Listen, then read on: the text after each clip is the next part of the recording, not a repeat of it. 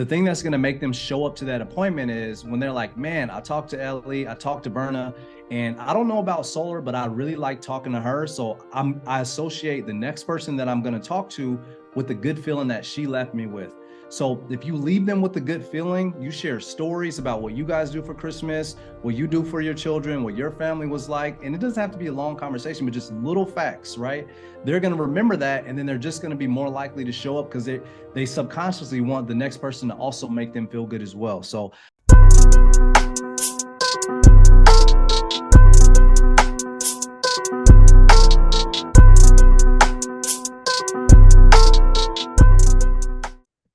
awesome. No worries. So remember this, write this down. It's a powerful tool. If you have somebody and they stayed on the phone with you, this is a really good way to transition them into booking. Hey, it sounds like you have really good high utility bills.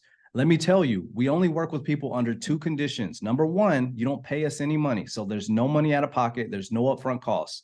The second condition is it has to be cheaper than what you're currently paying. So if you're paying $200 per month now, we're not going to give you a solar system that's $300 per month, right? So no money out of pocket, has to be cheaper than what you're paying now. Only two conditions to work in our program, but making sure that you label their utility bill as a problem, right? So everybody has to have a pain point in order for us to solve it or in order for us to give them a solution.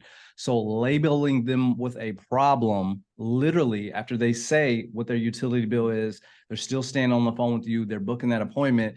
At some point you go, so it sounds like the problem is you're paying $350 per month and that's too high. Is that correct? The second that they can identify in their brain that this bill is a problem and then they say it out loud, then we're able to offer them a solution. But if they don't ever think it's a problem, we can't offer them a solution. If someone is like very sick, and this is a very terrible thing on our entire planet, but if they have cancer and they're unaware if they have cancer, no one can offer them a solution to that problem, right? They have to be aware that they have it first in order to even want to seek out a solution to that. So they have to understand and feel like their utility bill is a problem. If they don't feel like it's a problem, then they're not going to want to listen to you and they're not going to want to show up to the appointments. Make sense? Okay. Yes, yep. Awesome. And then every booked call should get these. And then I'll send these, I'll drop these in your guys' thread as well. But a simple explanation. So these are checkpoints we want to make sure that we hit on every call. Most people go solar for the same reason that they chose to own a home versus renting an apartment, right? The homeowners will understand that. If you rent something, you don't own it, you pay and the price always go up. If you own it, the price stays the same. Renting, always going to go up. Ownership stays the same until you pay it off. Very simple thing for them to understand. And then again, it adds equity. So it's cheaper on a monthly basis than renting, and then it adds equity. And then again, we want to make sure that we're confirming them all with the problem. So it sounds like the problem is you're paying $300 per month and that's too high. Is that fair to say? Or you're paying $250 per month and that is too high. Does that sound correct?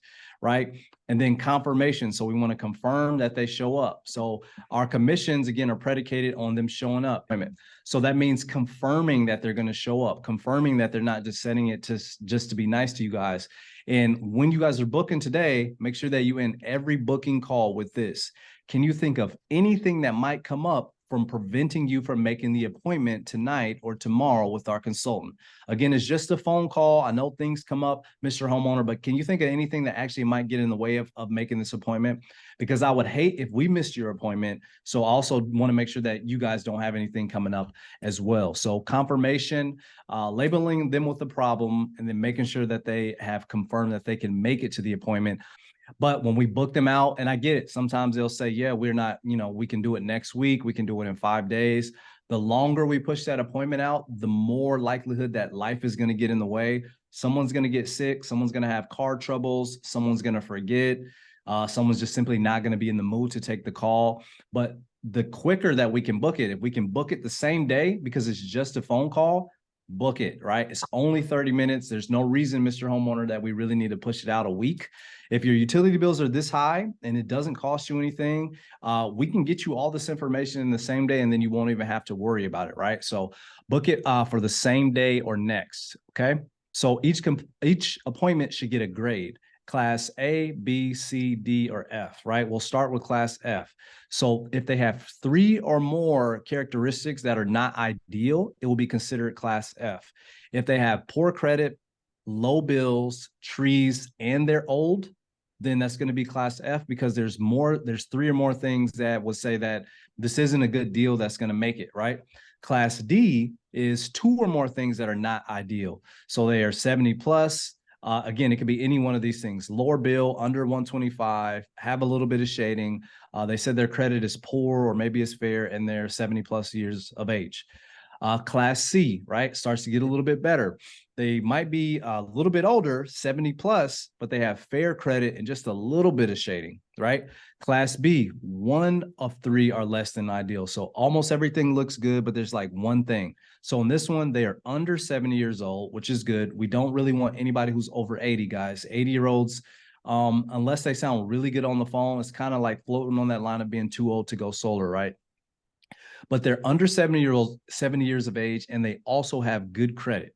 Great. But they, on this one, they have a little shading, and that is the only thing that makes them a class B, right? A class A, something that looks like a perfect appointment.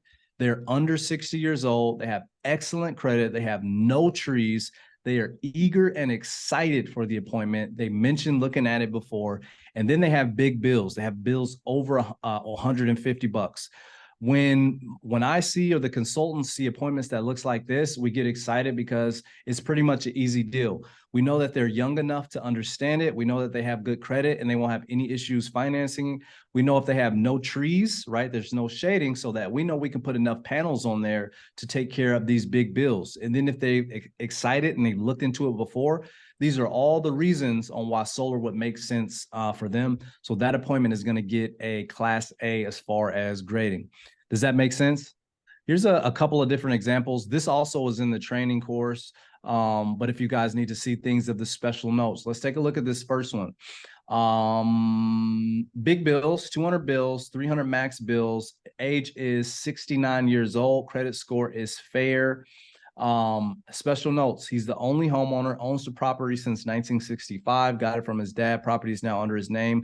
Asked for the consultant to call him before the time of the appointment.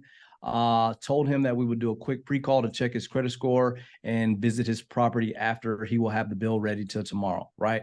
That's a good set. A lot of notes. Anytime there's a lot of notes, we know that you guys did a really good job on the call. She rated this particular one a class B, right? Under 70 years, fair credit, little shading, bill under 150. Let's take a look at a class A one. Here are from the top, so to speak. Average bill 200, max bill 225, age 56, credit score excellent, right? And then the notes: he's the only homeowner, property with a shed. Property can get about 70% of sunlight. He didn't install solar before because of the price. So this guy looked at solar before, and then he said it was too expensive. This is perfect for us because we can always beat people on price. Got a quote of 25 to 30K upfront a year ago, can't afford it, told him that solar will be lesser than what he's currently paying. Sent us his bill, but he doesn't have a copy.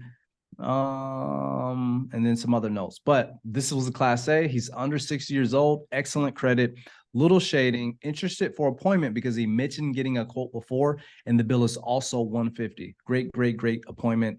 And then class B, under 70 years, good credit, little shading. And then again, really good notes. So each one, look at the amount of notes that we have on these appointments. A lot of notes. That means we're asking the homeowner a lot of questions of solar when we're going through: how old is the roof? What's the roof type? You know, could you mind telling us your age? It's the small talk that we have in between, kind of laughing with them, talking about, hey, you know, holiday plans, but we're still booking them. But we want to make sure that we have a human conversation with them as well. I know that it can feel awkward on the phones when you feel like you're just talking about business, right? And it's just like, I'm just going to book this person. But don't feel like you just can't relax and like just, you know, enjoy your time having a conversation. You guys have any big plans for Christmas, right? Yay, no. Do you normally go all out? Did you set up a tree? Do you put lights on the homes? Like, small talk with them makes them feel like they're talking to a human being. But when we sound like very business, right? What time? Like, how much is your bill? And all these type of things, That's fine. Like, we have to do that, but it doesn't leave an impression with them. Your voices and your tonality and the way that you can make people feel with your words and your voice, it is a skill set. It is a superpower, right? This is what I'm doing. Everything that I've done and that I've been able to do in my life over the last 10 years have all come from communication. Just this. It's not a college degree. It's not, I had to go work somewhere and earn all these certifications. The people who make the most money on the entire planet are communicators. You guys are communicators. Right now, you're communicating to a homeowner how to set an appointments. If you stay in this field long enough, you will be communicating to maybe 5 more people just like you, or 10 more people, or 30 more people like me, and training them on the same thing, right? And then one day you'll be training team leaders how to do this. And there's no ceiling to how much you can get paid just for talking. There's a reason why a construction worker can only make $5 an hour, $10 an hour, $20 an hour, but a communicator can get paid $100,000 an hour for a keynote to deliver a speech at a business conference, right? That's communication. A preacher, I don't know if you guys are religious, but preachers, whether we agree with it or not, right, they can make a lot of money because of the way they make people feel with their words. So this goes far more than just like, I gotta, cold call people to set appointments. When you really treat what you do as your profession as something like, man, if I get better at this over the next month, over the next 3 months, I could figure out a way to make way, way, way more money and work less.